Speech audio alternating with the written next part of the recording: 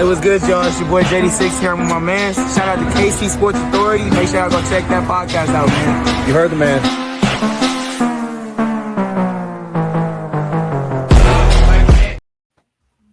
Fantasy football is just around the corner, and tonight we've got 2025 PPR draft strategy, some league winners, some of our favorite players to avoid or fantasy football busts, as well as our top sleeper picks.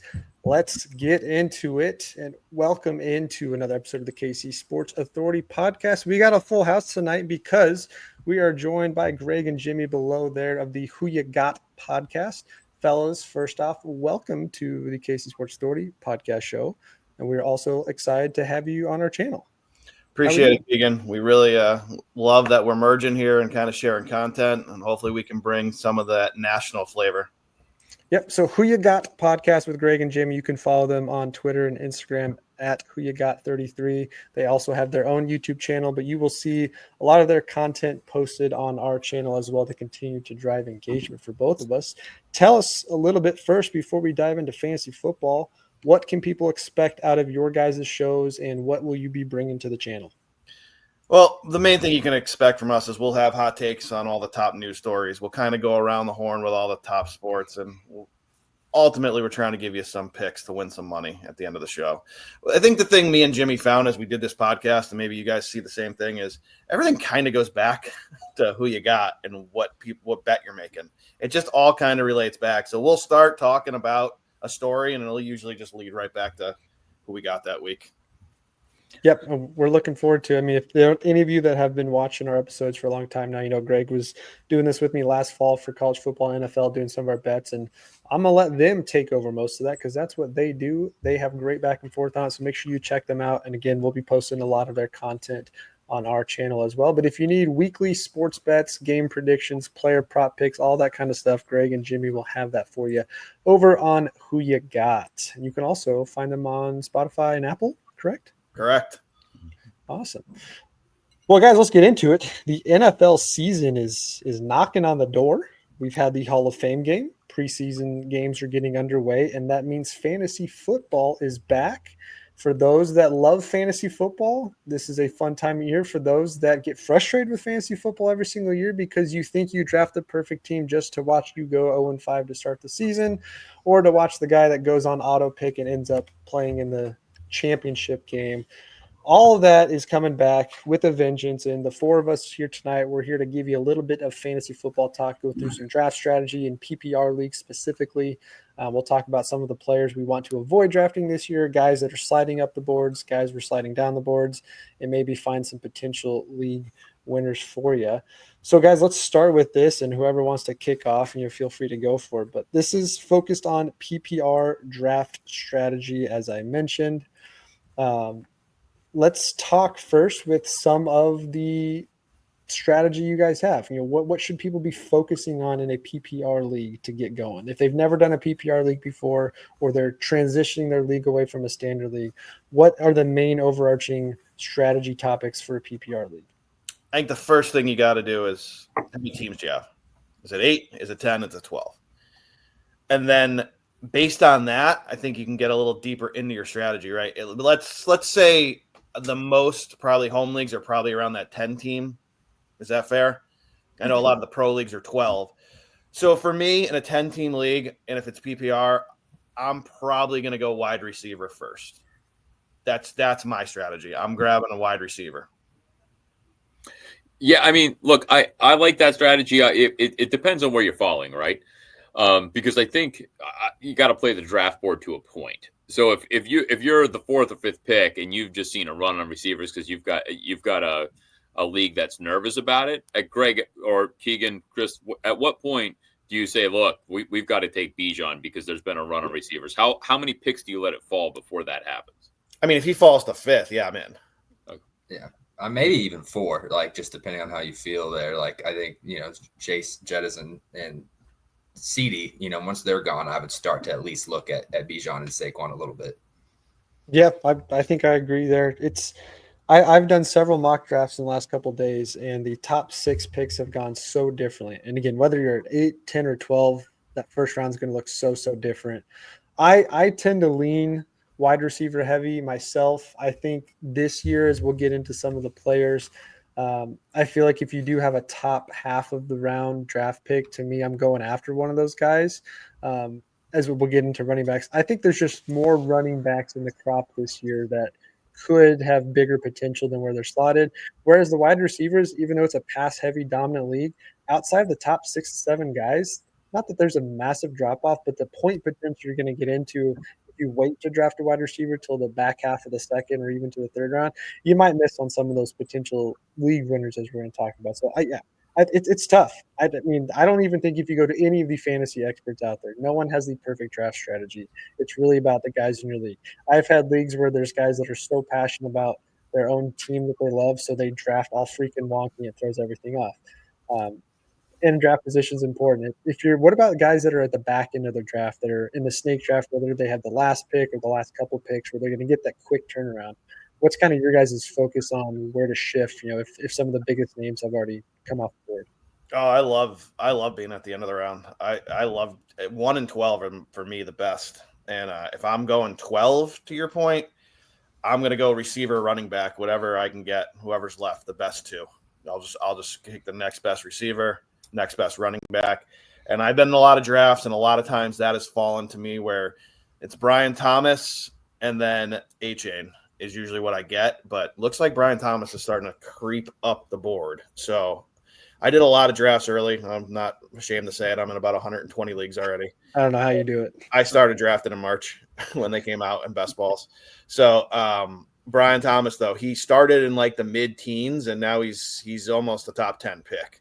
But that was the combo I was doing when I got 12. When I get 1, it's almost 1 is tough because do you want to pass on Chase and take Bijan, or do you just want to lock in Chase? So I've split it a couple times because to your point, Keegan, you can get some value when you come back around that turn. And I have no problem taking T. Higgins off the board as my number 1 receiver. He was going to be one I brought up because coming, contract extension, the team that has no defense that's going to have to score 48 points every single week and has the potential for it. T. Higgins, I thought he had an interesting interview today with Kay Adams talking about some of that and how he can get better. And supposedly you might see him out of the slot a little bit more with that frame. That could be dangerous. But Jimmy, where's your favorite spot in a PPR league to try and draft? Where do I like to have my positionally? Yeah, if you could pick where you're drafting. I like the end of it as well. I want to have the 12th and 13th or the 10th and 11th, depending on the league. I like the strategy of grabbing the running back and receiver. But again, I try to let the draft tell the tale. From experts I've been listening to your point, there's no perfect way to do this, right? Everybody's got a strategy. But I hear some people with the argument like, oh, mix it up. If you're in 10 leagues, and these are pros, like don't have, because it's kind of a roll of the dice. You don't know who's going to hit. And then I hear other pros saying, who cares if you have them in 4 other leagues? If he's the best player available and you've identified him, then take him. But to me, that's typically the strategy I would go with. I love that turn. There's usually great value there. And you can get 2 of your main positions filled right away.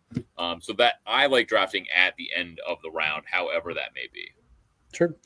Chris, if you find yourself drafting middle of the round, what's kind of going through your head? Because in my mind, I am always split on 3 or 4 guys, and I know the rest of the draft is going to be dictated on what I do based on that pick there. How do you decide best value middle of the round, receiver, running back? Where do you go? Again, I think you're going to hear a lot. You have to play the board because every league's a little different. Sometimes you just got some people that don't know what they're doing, and so some guys are going to fall to you. I would say just don't be afraid to maybe load up on a position. Like, sure, you want a well-balanced team. You want to have a good couple running backs and, decent wide receiver too or not. But if the board falls and you're in the middle and it's like the best 2 players on the board right now are receivers, but I already have Amon-Ra, it's okay to take the receiver there. Like, don't start reaching just to fill out and balance your team, which you'll see a lot of new players do to where I got to get my wide receiver 2. I got to get my RB2. I got to get my tight end. Like, don't take that approach. Just take who's the best available and play how the board is when you're in the middle there. Yeah. All right, Greg, give me your go-to best piece of advice for a new PPR league player. Christopher just said it. You can't reach. It's a great advice. Don't look at those dopey average draft positions. Take who you think.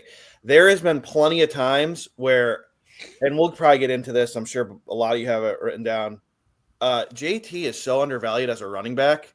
If I am forced and I want to put a running back on my team, I have drafted him many a times in that 13 slot. You gotta go with your gut. Do not reach or say, well, I need a tight end. This is the only tight end there, so I'll take it. No. Play the board. He just gave you great strategy. Don't reach just because you think someone, you got to fill a slot. It's not worth it. There's so much value down that board.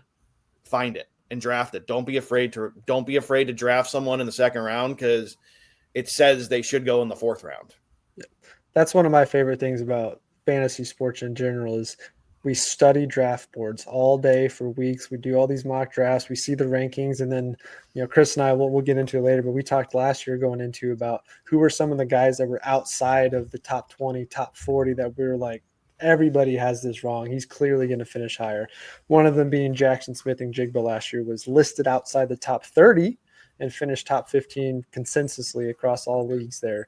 And so, yeah, trust your gut. I think that one's a big one. There are plenty of experts and reporters out there. They're going to say, hey, this team added a much more solid RB2.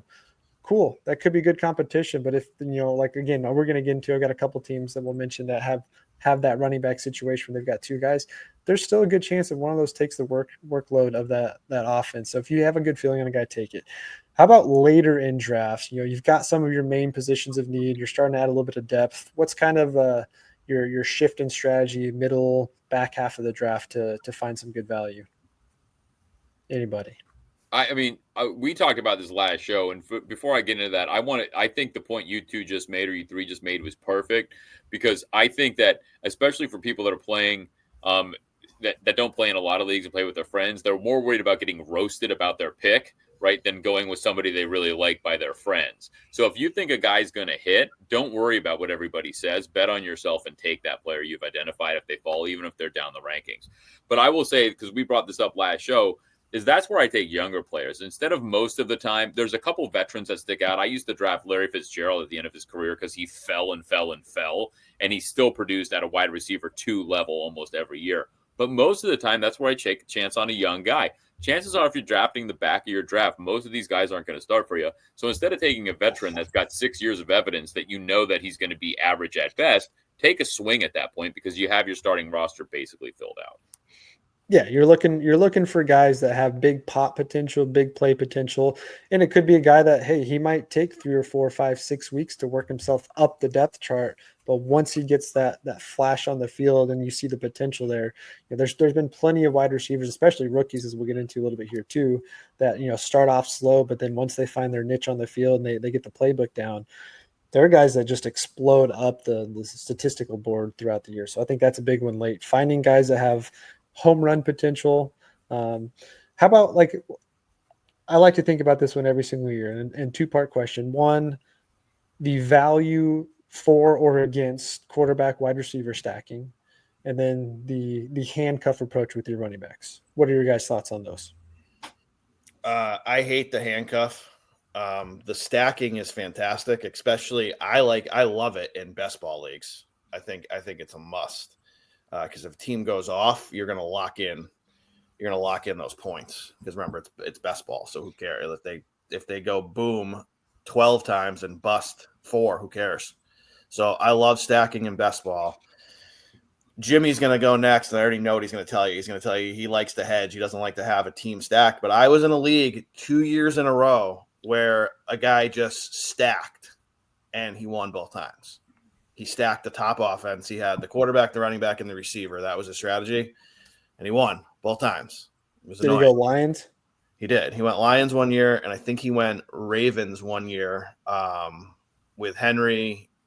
It wasn't Henry. No, he went Andrews, Lamar, and somebody else and kicked our asses, and I can't remember who the third guy was.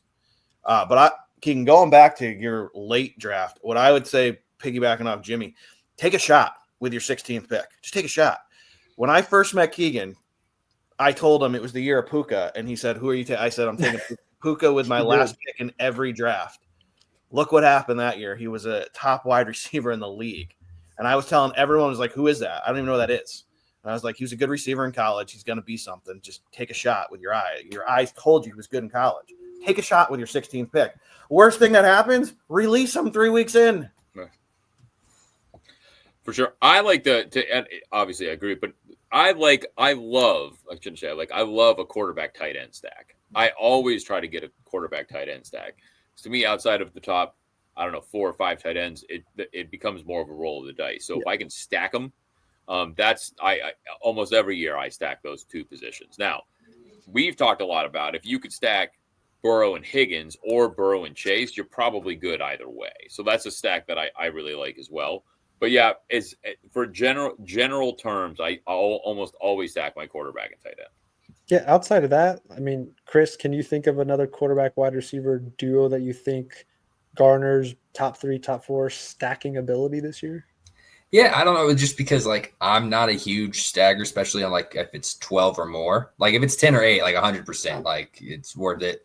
And once you get a little bit more, I think in some instances it goes back to what we were talking about. There's going to be reaching somewhere in the draft potentially, depending on where you're drafting. But I am one of the few people, I guess, on this podcast that likes handcuffing, especially with some of the running backs in the draft this year, like McCaffrey and A-Chain and some of these guys that have, high pop, but also high injury risk. That I don't think it's a bad idea that late in drafts that maybe take a roster spot, because there is so much fluctuation. There are injuries that happen early. There are players that break out. That waiver wire is so crazy early on that if you decide that you can either take the risk on what Greg was saying, what your eye see and who you think is going to be a good player. But if you pick wrong, you're dropping them anyway. While if McCaffrey gets hurt in the first or second week, having the handcuff Guerrero, or I forgot how to say his name, is already hurt right now. Is already a huge boost to your team early on in the season. So I mean, there's a few ways to look at it, but I've just never been a huge stat guy unless it falls that way. I mean, Chase personally, I like the cuffing of running backs when it's the situations like, again, 2 examples right now. Buffalo Bills, James Cook, Ray Davis. Davis looked pretty solid last year and late in the season. And when Cook was out, looked really good. Contract disputes, I don't think that'll impact his status or play at all, but that's one there that I think is interesting. You look at, he's not as high up on draft boards now, but you look at Tennessee with Tony Pollard and Tyjae Spears, Spears getting a lot more of the pass catching options there. So I look at ones like that, and maybe, you look at the Denver Broncos this year. I think that LA Chargers are another one that have multiple running backs that have an impact. I like it late if it's a bench filler role where you're not looking for that guy to have to start for you. But if you're running back 1 or running back 2 that he's playing behind starts to struggle, or they're splitting time, you've got a good option to switch to. How about drafting kickers? Do you ever draft a kicker, or do you just waiver wire them every time? Because that was a strategy I started last year for the first time, where I intentionally didn't draft a kicker just to get as much talent as possible. But the 2 leagues I were in, nobody wanted to make trades, so I ended up having to cut guys to get a kicker. But or is it honestly the better move is if it was up to me, you never have a kicker in fantasy? There you go. It's the dumbest part of fantasy. It is so stupid. I hate leagues with kickers. That's why I love best ball. I hate kickers. Defenses are stupid too. I wish they would just get rid of both of them. You want to have defenses? Great. Do IDPs. Have 3 of them. There's no skill at all in drafting a defense at all, or a kicker. They go in the last 2 spots of the round. Some dope will always draft someone. They used to draft Tucker in like round 8. Yeah. Oh, great. Good job. You really beat us. Who cares? And then some idiot will draft the Ravens defense right after. It's just all dumb. I hate it. I hate them both. So I'll defer to you guys who play in the standard leagues with the kicker and the defense. I think it's all dumb. I like always proposing scoring changes to make kickers and defenses at least worth trying to draft. The guy who's going to consistently hit a 50-yarder plus, maybe he gets an extra half point. The defense that gives up less yardage, maybe they get a little extra. So if you're going to go that route, I think that actually helps you when it comes to drafting. But I'm a big fan of don't draft a kicker at all. Fill the extra bench spot with a flex guy, and then just figure it out week by week. Kickers, if you have a kicker, it's very rare that they make that much of a difference on your week to week. And if you're relying on them for your week to week, then you've got other roster problems. Any other thoughts on draft strategy before we start looking at some players? Know your league. That's all I'll say. Know your league. If you've been playing in a home league for a long time, you should be able to anticipate what the people in your league are going to do. And that goes to your handcuffing thing. Maybe you don't have to handcuff because you know your league and you know you'll be able to get to the waiver wire the minute an injury happens and scoop that guy anyways. I like that one because I've one of my leagues. I've got a guy that's a big Cowboys fan, and every year he stacks Cowboys players, which isn't a terrible problem to have. Dak should bounce back this year, and you've got CeeDee Lamb. That's always going to be a top 3, but you always know certain rounds where, all right, here comes a Cowboy off the board, so here's where I can shift to. So, yeah, I think that's big key. Hey, look, if you're playing fun, Keegan, there's nothing wrong with stacking your team. Oh, yeah. Like if you're playing in a low limit league, if you're playing in one of these crazy leagues where you have to get a tattoo if you come in last place, you're really going for it if you're stacking your team. Yeah. That was going to be one of my topics I was going to switch to next here is anybody from your guys' experience or had someone told you favorite ideas guys have had for figuring out the draft order, best punishments for the loser. I think of the ones where it's like the last place guy gets kicked out of the league for at least 1 to 2 or 3 years before he can get back in. Have you guys done any interesting draft combinations in your past where you've included stuff like that? I haven't. The best one I heard though was the one I just brought up. They had to get a tattoo if they came in 12th. Yeah, of the league's choice, by the way. Ooh. Yeah, one of the leagues I'm in, that's for us a big money league. If you come in last, you have to pay another 50% to the entry. So it keeps people playing to the end and not plummeting. So yeah, you have to kick in upstairs for the total pot. It's already factored into the payouts at the beginning of the year. In our long-term league that I've been in, the winner gets to pick the loser's punishment every year, so you never know until the championship. And this year was the loser had to do his sister's Instagram, remake his sister's Instagram pictures that she had done. So he had to do like 5 of them. It was pretty great. That seems risky. Any of you watching or listening later, if you've got a great story on that, be sure to drop in the comments. Would love to hear some of your favorite draft ways to determine draft order, favorite punishments you've dolled out for draft losers. Okay, let's shift gears to league winners. Guys that are can't miss either at the top or guys that people are not talking about enough that could legitimately slide you up the standings and win you your league. Does anybody have, outside of your obvious guys at the top, guys that we need to look at as a potential league winner? Jonathan Taylor. I'm all over him. He slid down to 33 now in these rankings. It's do people think he forgot how to run? Like, he averaged 19 fantasy points a game last year on a terrible team. He's still on a terrible team. That's fine. He's still going to put up 20 fantasy points a week, everyone. He right now, he's the value, right? And if anyone's playing in DraftKings best ball, I'm lying completely. But he is by far the value right now. I can't believe he's going in the 3rd, sometimes 4th round. It's insane to me. Why do you think that is? I don't know, because they're afraid of an injury. Maybe that because happens. He's the one that everything I look at, he's the one that says avoid at all costs. Let him slide. Pick him up later if you need him as your RB2 or 3.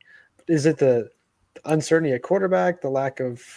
Wouldn't that make him more valuable? He's going to be, to me, he's like Derrick Henry, where he's going to get his workload, and unless he's hurt, he's going to keep chugging along. Now, he doesn't catch a lot of passes out of the backfield, so I could understand in some PPRs where he's not valued as high, but he makes up for that with production.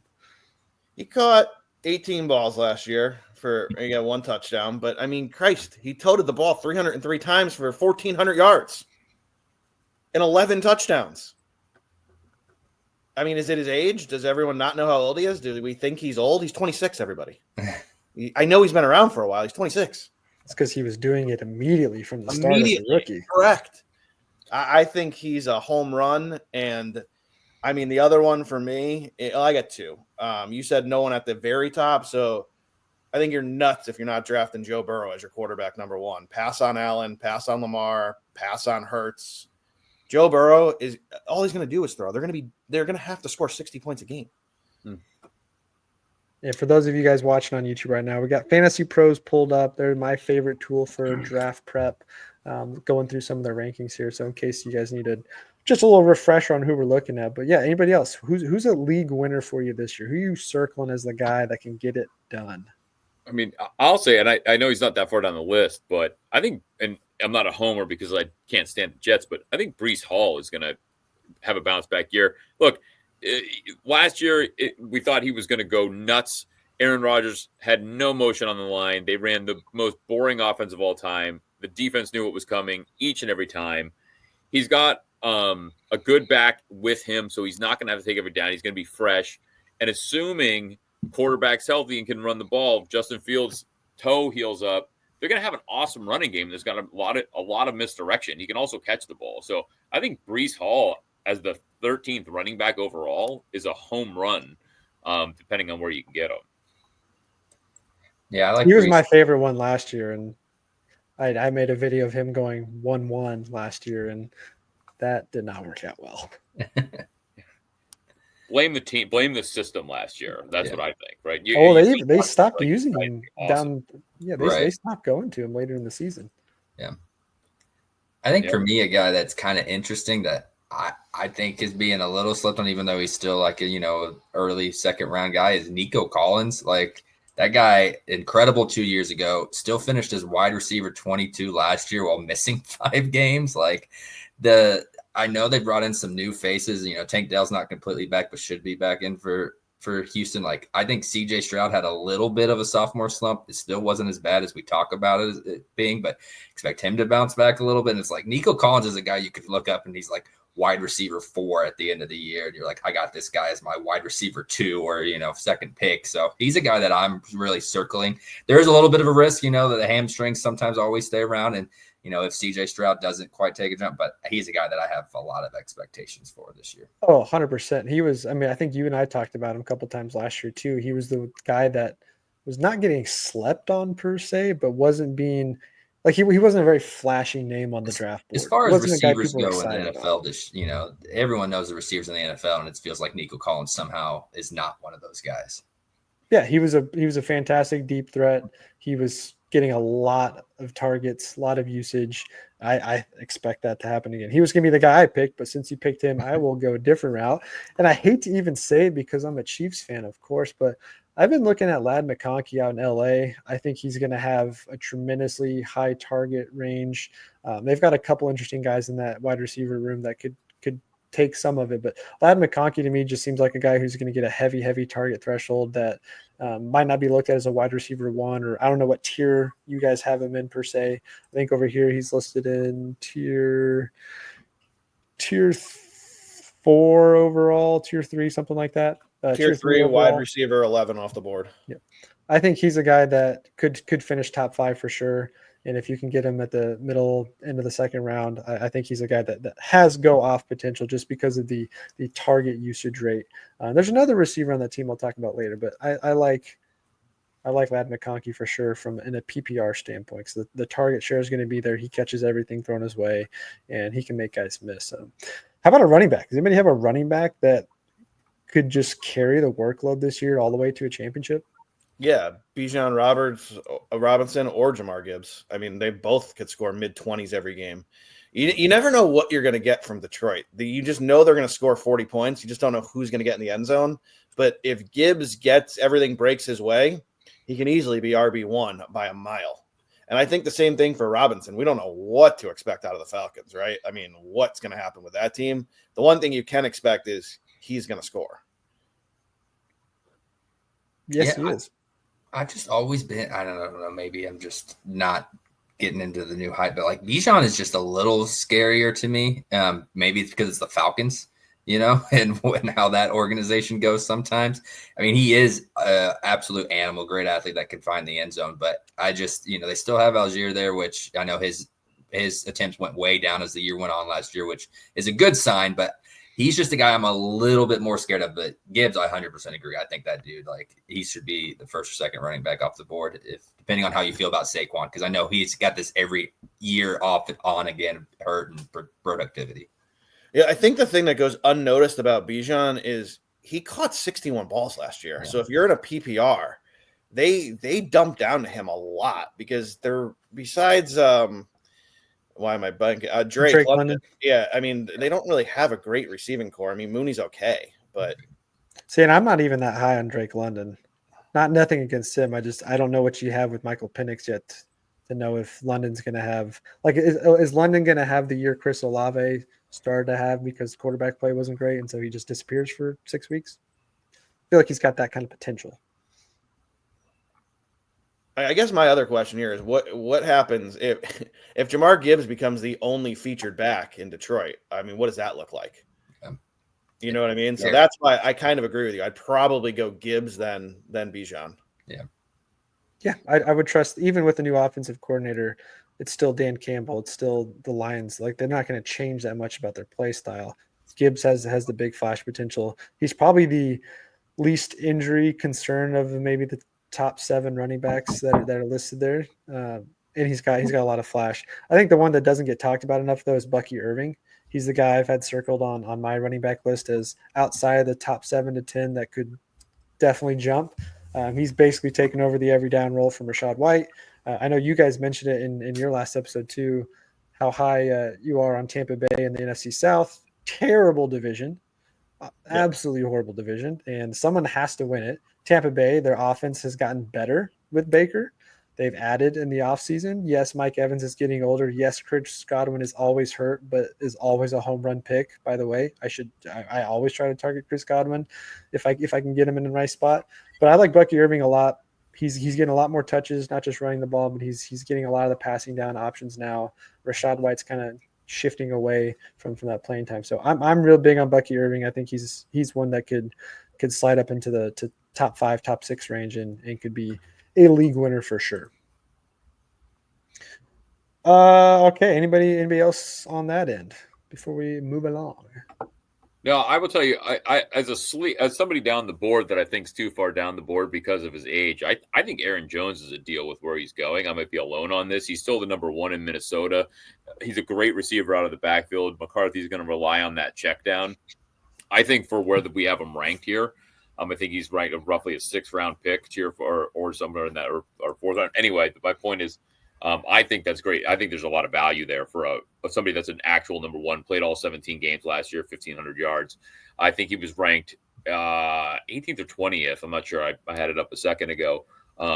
Think of the end zone as much as he should have. But I think it's a home run for a guy that's a true starter, and he's getting docked for being 30. We've seen that not be a factor with some running backs as of late. So see what happens. But that would be my sleeper. Not a huge sleeper. He's not way down the board, but I think there's value there. That's a good call. He's running back 22 off the board right now, but he's allergic to the end zone. That's your problem. Right. Well, Jefferson can't take all the touchdowns. Someone's got to get in that end zone out there. Since you brought up the Vikings, just in case anyone missed it and you're listening to this now, Addison's 3 games out, substance policy. He got suspended today. So, which means he's coming back with a vengeance, and weeks 5 through 8 is going to dominate. So JJ might have to get in the end zone the first couple games. Yep, he's one for Charlotte. All right, let's get into one of my favorite topics of fantasy football: who to avoid, the guys that you shouldn't be drafting this year unless they slide late to you. But who are the guys that just situationally, the team they're on, the year they're coming off of, that your gut's telling you this is a guy I should avoid, while the rest of your league is wanting to take them early? I said it on your show last year, and I'm gonna say it again. Do not do it to yourself. Do not draft Christian McCaffrey. He is not going to play the whole season. He is going to play 8 to 10 games, and I will piggyback that with Saquon is nowhere near the value for where he's going in the draft. There's no way he's going to put up the production he did last year. Those are the coming two. Off a Super Bowl contract extension. What does he have to play for? Look, I'm telling you, those are the 2 I am avoiding at all costs in my draft. I haven't drafted him once. And the other one that I honestly know more is Neighbors. Neighbors, when he was in the mid to second round, I was like, yeah, all right. 6th? Absolutely not. Russell Wilson's still throwing the ball to him, right? Yeah, absolutely not. I mean, he couldn't hit Pickens last year. That's why Pickens is in Dallas. They blamed it all on him. The point is Russell Wilson's not a great quarterback anymore. It's a good point. I would avoid, I know he's down the board, but I would avoid Kamara. I think the opposite. He's also 30, but he's on a terrible team. And I think that when you're on a terrible team and you're, 2-6 after 8 games, if you're nicked up, there's a chance, unless you're playing for a bonus check, that you're going to sit out. That's just my feeling on it. So I love Kamara. I love the old videos of him, carrying a tow hitch on his back and running a whole lift down the street. But I think I would avoid that at this point. I'm all for that because as a Kansas fan, that hopefully means rookie running back Devin Neal is getting a decent workload, and that would be fun as a KU fan to see that. But yeah, Kamara is an interesting one to me. Again, what do you have to play for? He's already making money. They're not going anywhere unless the team's going to look to trade for him, which is a hard trade to do with that contract. I could see him having a maybe he starts the year I think he did it last year. He had a couple of really good games to start the season and then faded off for most of the season. So I'm good with that. Chris, who are you avoiding this year? At the risk of sounding like a dumbass here in 5 months, which is going to happen regardless if this hit takes or not, I think this is the year that Derrick Henry starts to slow down. He's huge, and I know he's over 30, and we've said that for the last 2 or 3 years.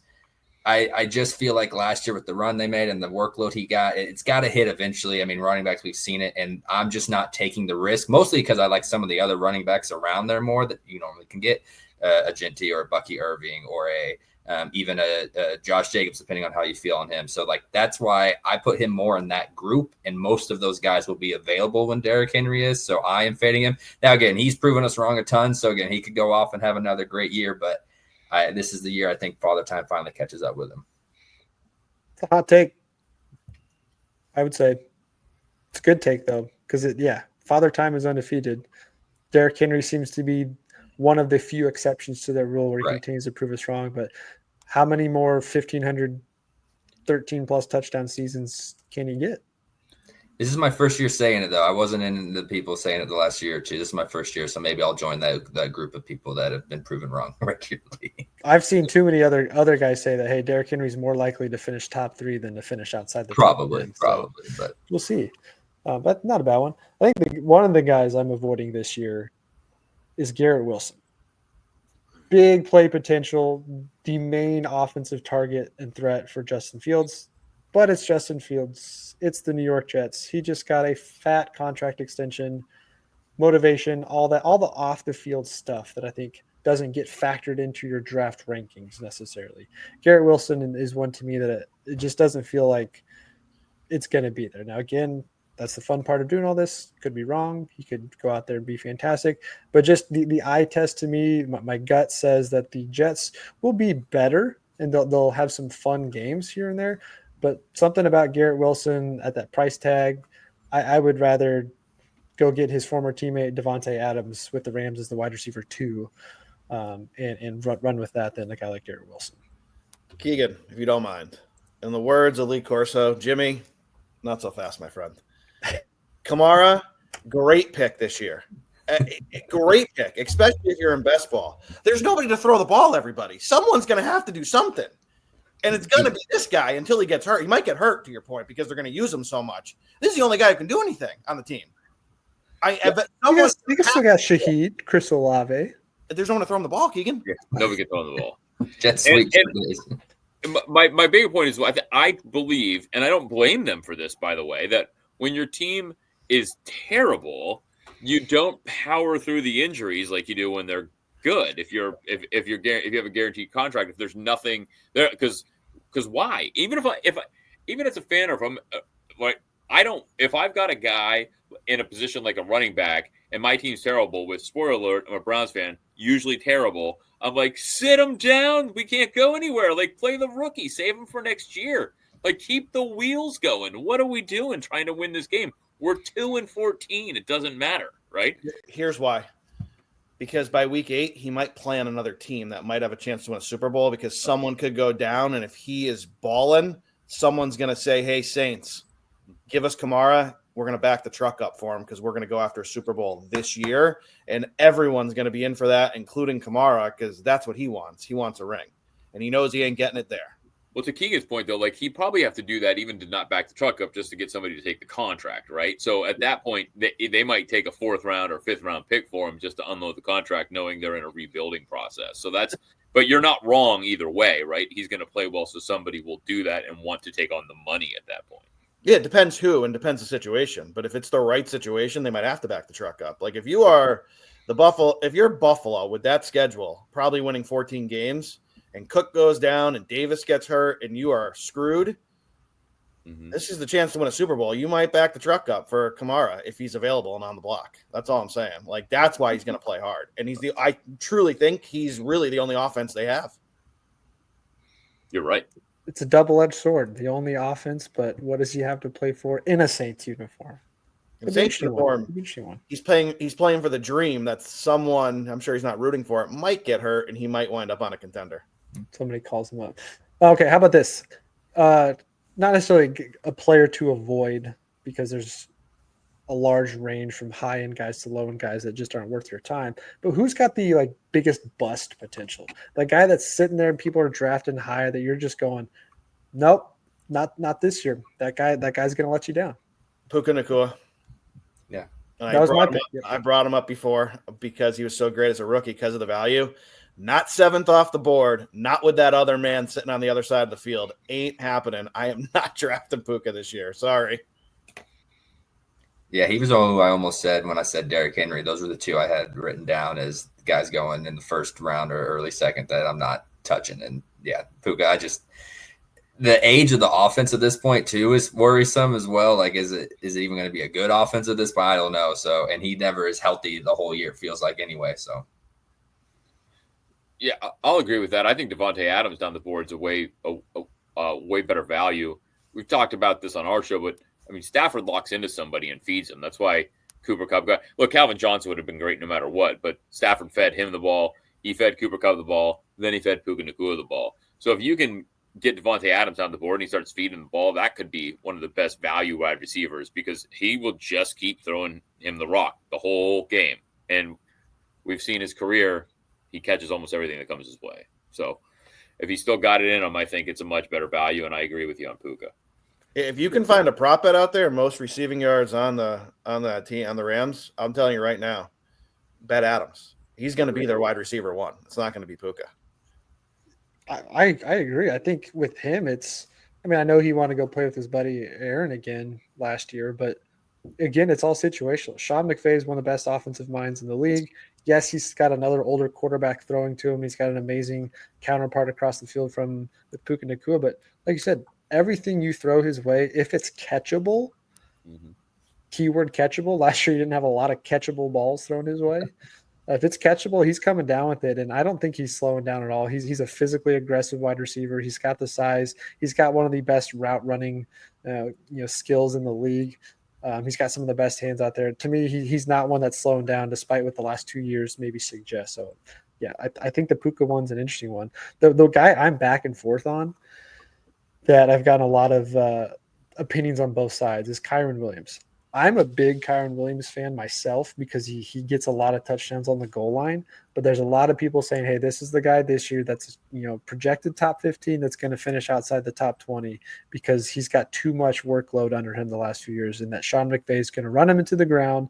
Sean McVay likes the rookie they drafted, which he said that for the last 3 or 4 years. But I'm split on him. I still think I'm leaning 65-35 on he could be a top 12 running back again this year because they're going to continue to go to him. And as long as he's healthy, which is the caveat to every single one of these questions, but as long as he's healthy, to me, he's still got potential to be top 3 in the league for touchdowns. What are your guys' thoughts on him? I'm playing the board on him, if that makes sense. If he's there and it makes sense for me to draft him, I'm drafting him. He's not one you're reaching for. No, I'm not circling him on the paper and saying, hey, I got to get this guy. There's tons of value there. But if he falls to me, he's worth a pick. Sure, in the 3rd round, 4th round, if you don't have a running back yet. Yeah, I don't have a problem taking a shot on him. Yeah, he's 24 years old. I mean, the workload isn't as concerning at this point, right? I agree. I think he hit the nail on the head with play the board, and if he's there and the number makes sense, take him.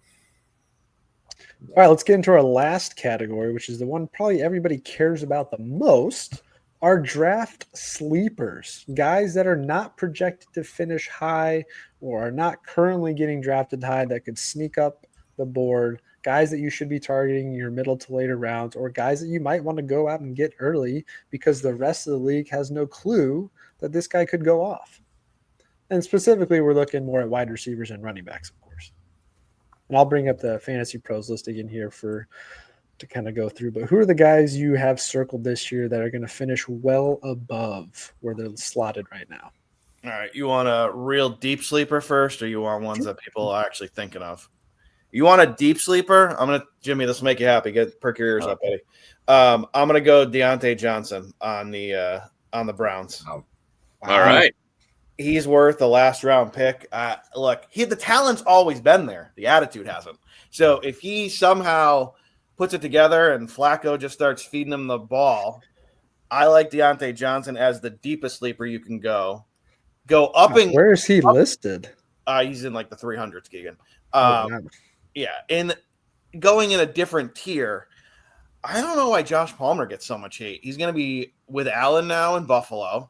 They don't really have a dominant receiver yet. Coleman wasn't there last year like they thought he would be.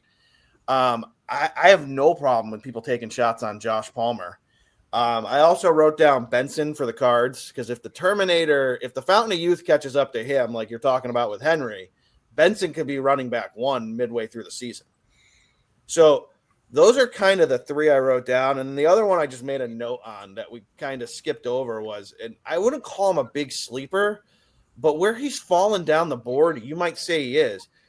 So the guy dropped the pass. That's the last thing we saw of Mark Andrews last year. Can someone tell me why this guy has just been forgotten about and he's so far down the board?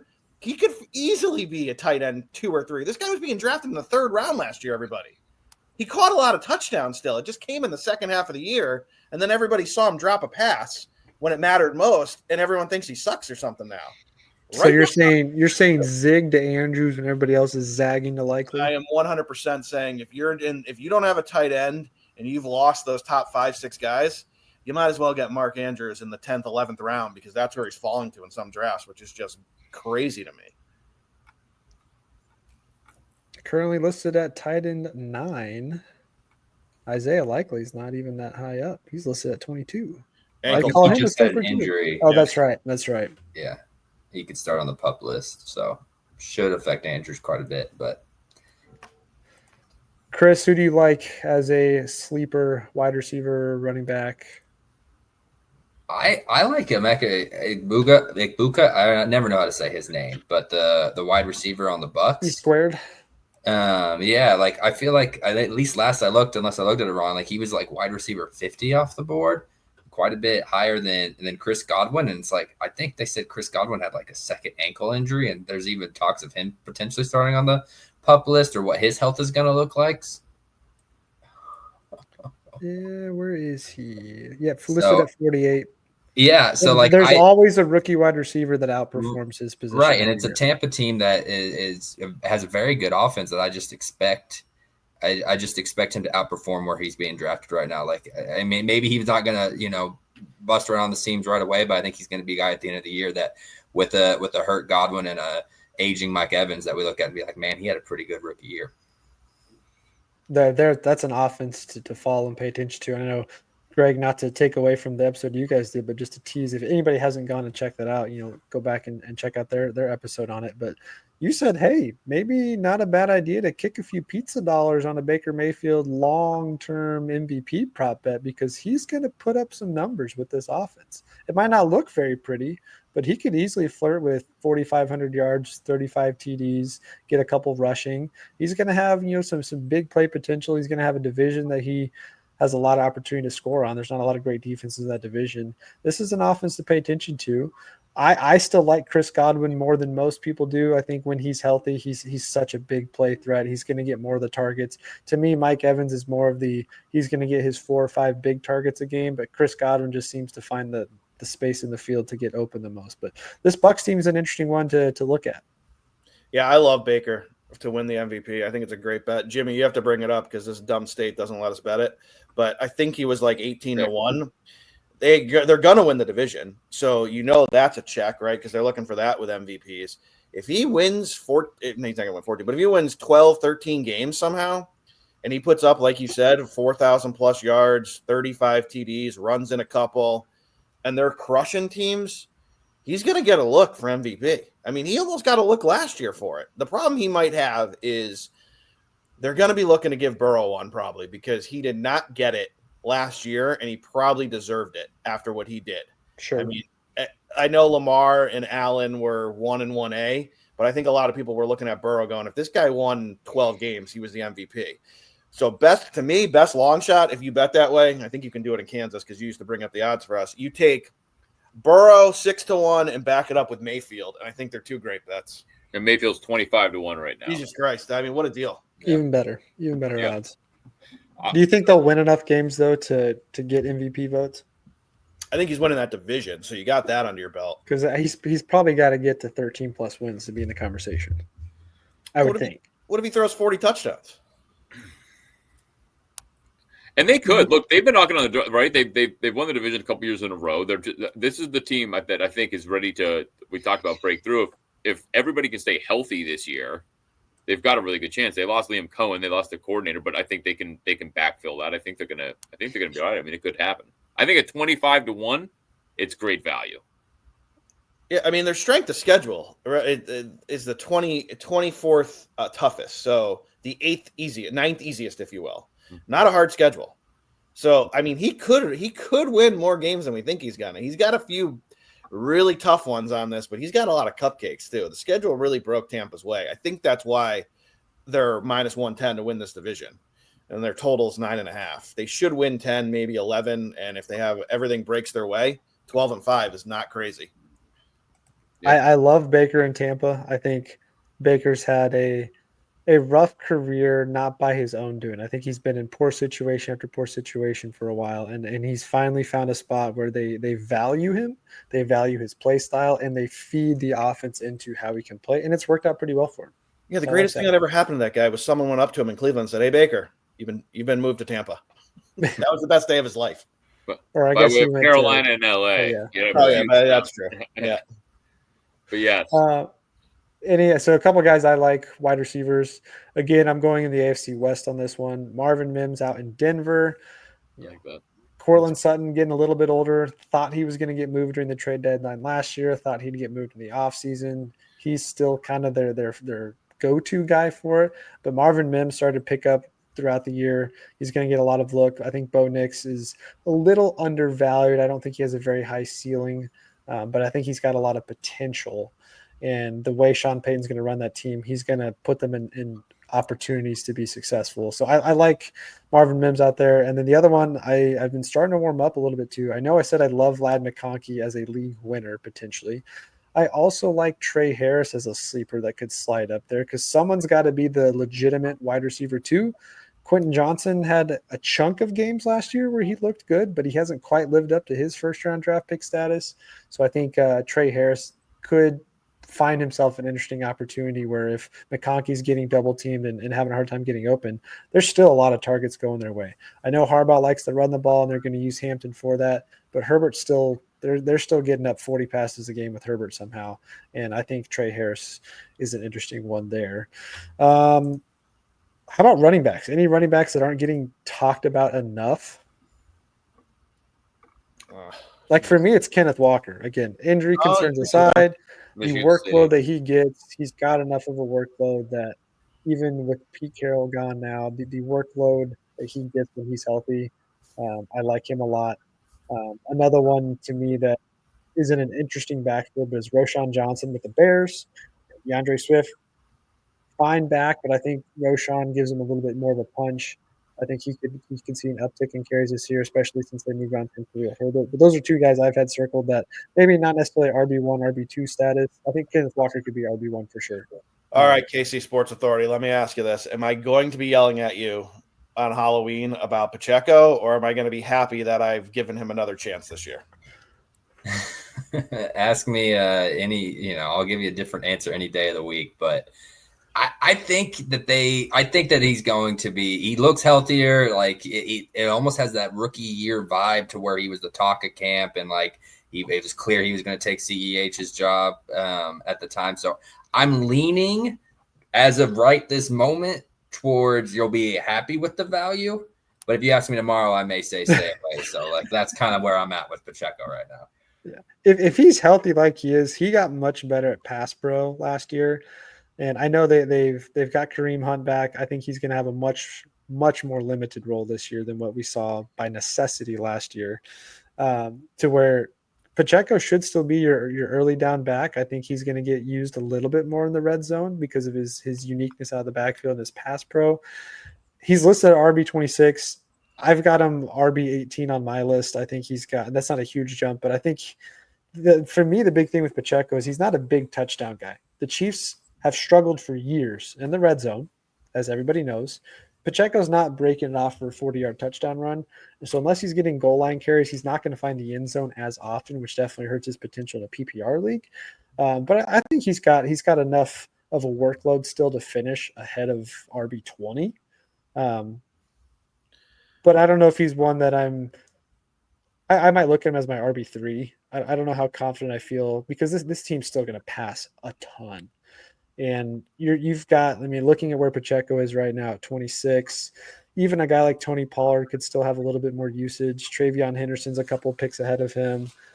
Caleb Johnson in Pittsburgh, a couple of picks behind him. Brian Robinson, Jalen Warren, Tyrone Tracy, Travis Etienne. These are all guys that I think have the potential to get in the end zone more, as well as get more passing down options. So from a fantasy perspective, it's tough. If he's not getting in the end zone, I don't know how he finishes above a top 18, top 20, but I think he's better than where he's slotted currently.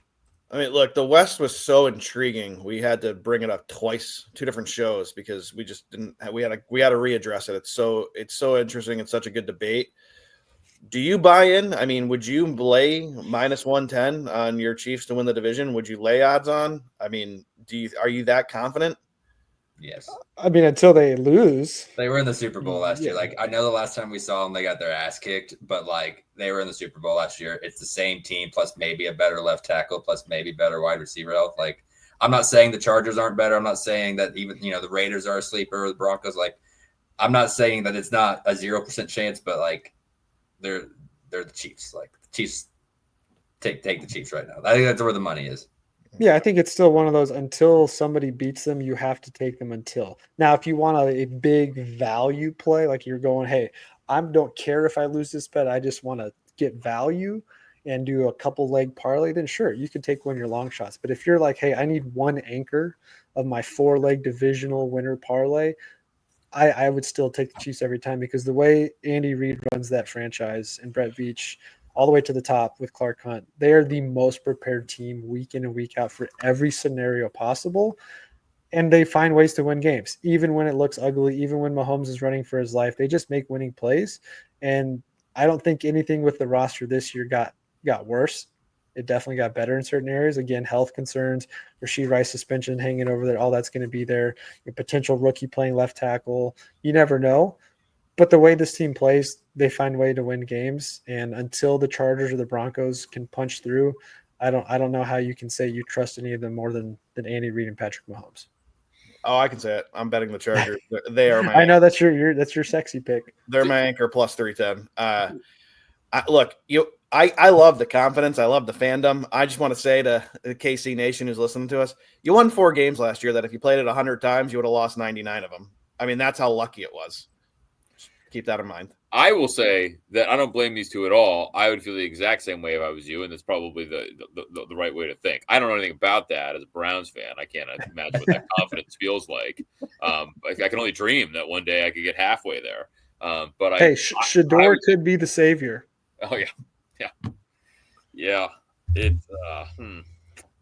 It's they're not going to win the division forever, and I'm not naive enough to think that and even not even keeping it at Patrick Mahomes and Andy Reid. There's probably going to be a time where that shifts a little bit, or they aren't a lock. I just think that it's a little bit of an overreaction to the last football game we saw was them getting their butts kicked, so that's why they still had to win a couple games to get there. It wasn't like they lucked. The Broncos blocked field goals, sent them to the Super Bowl. It wasn't like that was the play that did it. It was a divisional week 9 game or whatever that happens over the course of the year. I don't know. Yeah, I think that's a fair take there because when it comes down to playoff time, Mahomes still had to go on the road, and they said he couldn't do it, couldn't win on the road. Beat Lamar, beat Josh Allen in Josh Allen's house, MVP. Turn into a Chiefs, Still gets it there, but yeah, we got to start ramping up a little bit of Chiefs talk there. But wrapping up the fantasy football talk, and then we'll get out of here. And of course, we'll have you guys back on and do some more crossover episodes with some football coming up soon. But anybody else you guys have good feelings on that we haven't mentioned for the listeners out there to go find deep in their leagues, or guys that you feel like every draft you do, you keep coming back to the same player over and over because you trust that he will get the job done? Jimmy, I can't resist. You know me. I can't. Go. I would draft the refs that wear Chiefs uniforms. Do they get fantasy points? No? Okay. I just want No, they don't. I mean, they get W's, but you still bet and watch. You betting the Chargers while saying it's the refs?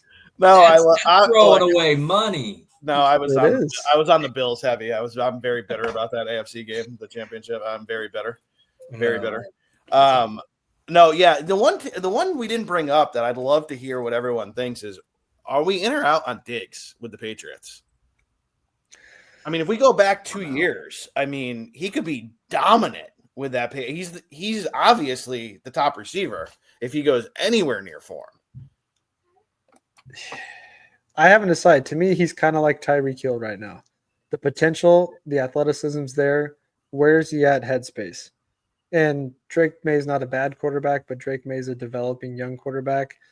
To me, I look at that Patriots team, and the guy I'm circling is Hunter Henry. I think Hunter Henry could have an uptick in production, and he's going to be that security blanket underneath. Diggs, I don't know. He's kind of like the home run or strikeout guy.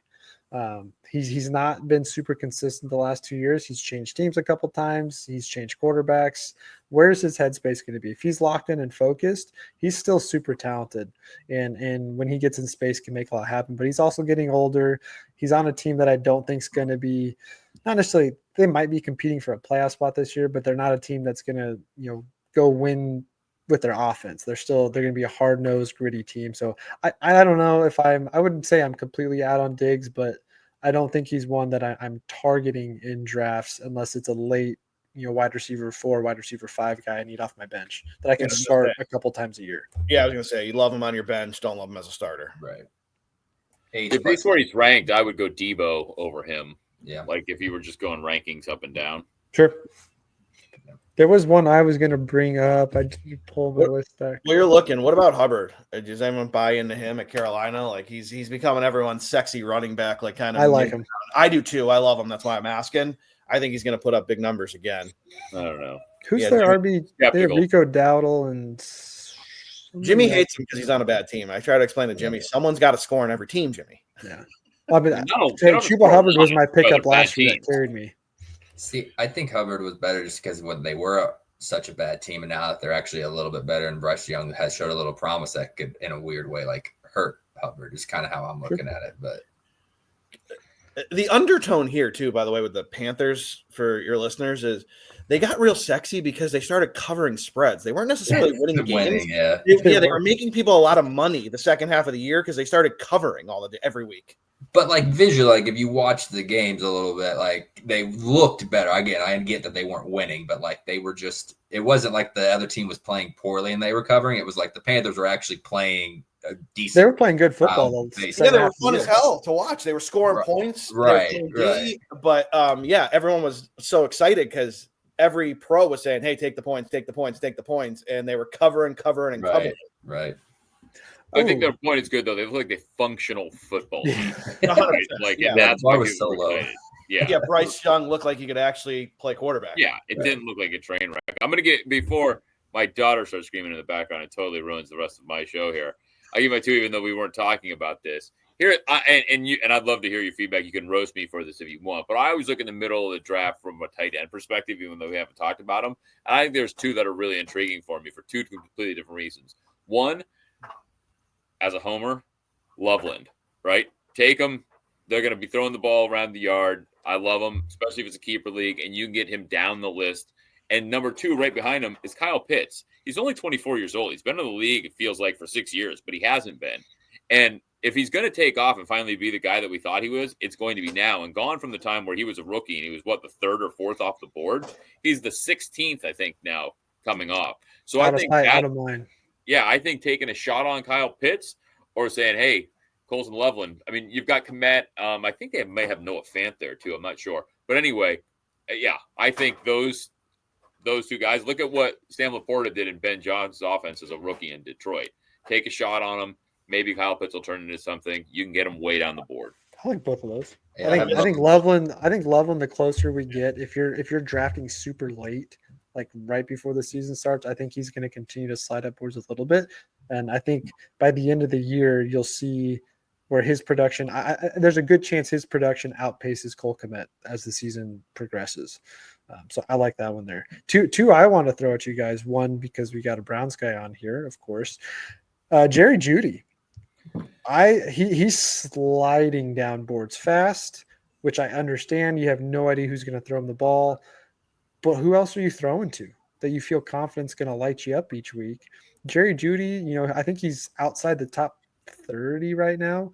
He's another guy that I could see that, depending on if whoever's throwing him the ball, like he's got to get 10 plus targets a game as a wide receiver there. What are your thoughts on him? So as a Browns fan, I'll let you know, yeah, I agree. He had a great end of last year. I mean, he looked fantastic. And I think if Joe Flacco is their quarterback, he's going to have big games. Because we saw in Flacco's last appearance in Cleveland where they took him to the playoffs, they lost that playoff game because he was throwing picks. But when he was winning games, he was fitting balls into tight windows like he was 28 years old again. So he's going to give him a chance and not be scared to throw the pick. So I think if Flacco's flinging the ball, Jerry Jeudy, yeah, they've got him ranked here at 33rd overall, right? It's an extreme value, right? You just have to figure out who his quarterback is week to week.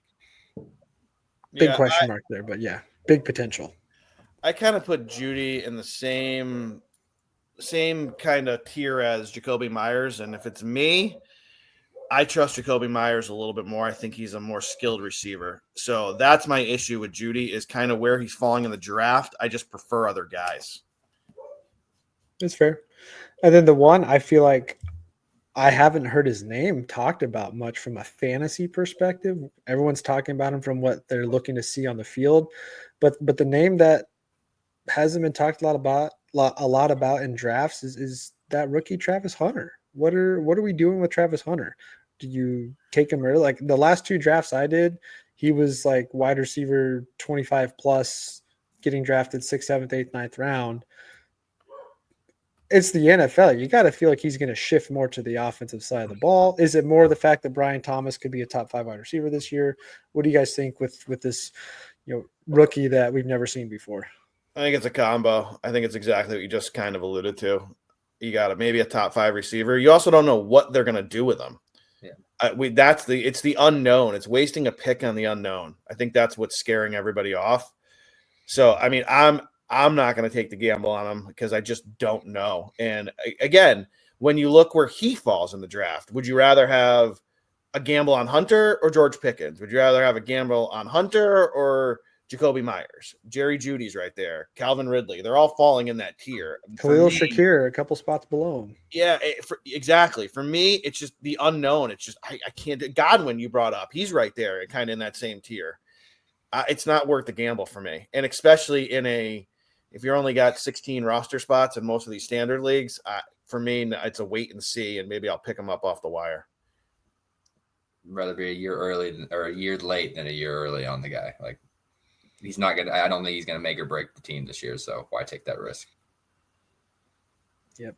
And this is the spot in the draft too. Maybe we save this for more conversation later, but wide receiver 25 through 40 to me is like the sweet spot. If this was the NFL draft where they all say, oh, picks 38 through 55 are the sweet spot. To me, this is the sweet spot of a PPR league when it comes from a wide receiver perspective. 25 through 40, they're all interchangeable, and they all have different – each of them have a case that you could argue why they could finish top 20, top 15. And I think that's the spot where if you're drafting as you get to the middle to later into your draft, where you should look at some other positions before you go back to wide receiver, because there's going to be a lot of guys there that are similar enough. You just got to hope you pick the right one.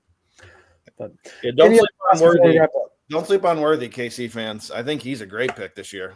I love him, especially with everything that's hanging over Rice's head, right? Yeah, we'll have to do a featured segment on Chiefs fantasy for sure, because Worthy, the league I drafted in yesterday as a mock draft, he went top of the 3rd round. Very high. Now, I am not that high from a fantasy perspective yet on him, because if Rashee Rice is playing in the first half of the season at all, he's going to get the workload of targets. Worthy still got the big boom potential over the top, but I don't know what his target share is going to look like in this offense currently. So, but yeah, we'll save that for another one. But yeah, let's wrap up. Any final thoughts as far as sleepers, guys to avoid, anything else before we get out of here? No, I mean, the only other sleeper I think we didn't talk about is I think Golden's interesting as a rookie in Green Bay. That's the one I'd put on the board maybe as one of those let's take a gamble.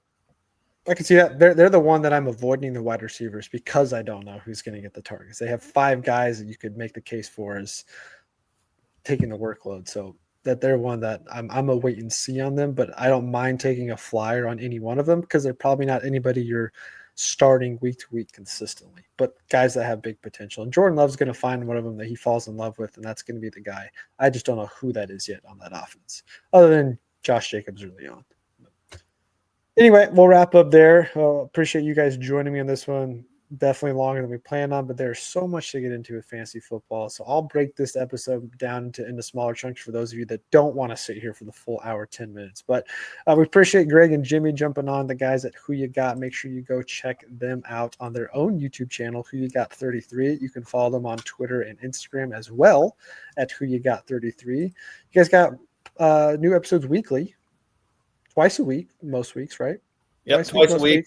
We'll have a college football one coming out Friday that we'll post, and then we'll break up into shorts on YouTube for everyone. Yep, and you've got some of your long-term bets out there already, so if you haven't checked them out yet, go do so. We'll repost a bunch of their stuff, and like I said, you'll see some of their content on our channel as well. But we'll wrap up there. More fantasy football talk coming, more NFL talk. We got some more KU stuff coming in the pipeline too, as football season for them is right around the corner. But we appreciate you guys as always. Make sure you hit that like and subscribe button below if you haven't done so yet. Give us a follow as well, Twitter, Facebook, Instagram, and TikTok at KCSA Pod. Until next time, we will catch you guys in the next episode.